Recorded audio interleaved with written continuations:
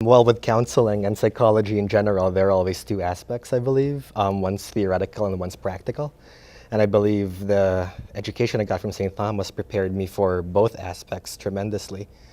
Um, in my classes and my academic classes, they taught me a lot about the various theories of counseling, theories of psychopathology, even just how to treat different populations and from a multicultural standpoint.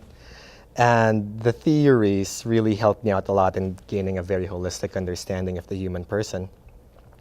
And the practicum experience, and practicum is essentially us going to different mental health agencies and actually doing therapy or counseling with various populations, really bolstered my self-confidence in putting into actual practice what I already know, or in theory that I know, and having the faculty guide me through putting into practice what I know in theory really helped me a lot and really bolstered my self-confidence and gave me the skills and the tools I needed to succeed in this field.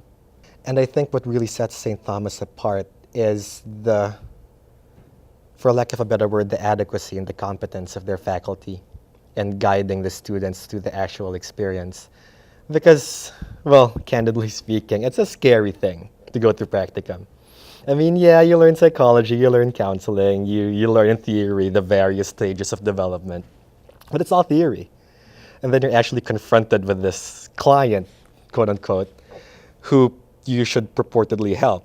And you have no real clue how to help a person. And it really takes the guidance and the supervision of the St. Thomas faculty through our group supervision every Wednesdays, or maybe even just having the availability of faculty to help you through it. It really made a difference. And the first few months of practicum, I was terrified, but with constant supervision from Dr. Balke, Dr. Jennings, Dr. Enstad, my practicum supervisor or practicum faculty, it really just boosted my self-confidence, and I kind of grew into my role as a counselor, a therapist. St. Thomas, I think, was the logical choice for me. The University of Minnesota, offers a counseling program, but I attended an information session over at St. Thomas, and the U too. And this can sound like I'm bashing the U, but oh well. I really liked the information session here at St. Thomas more than the U. I think it was a warmer campus. The faculty were more friendly. And of course, if you're entering grad school, you're there to impress faculty members, so I kind of pulled one or two of them aside, and I completely forgot what their names are now. I'm so sorry.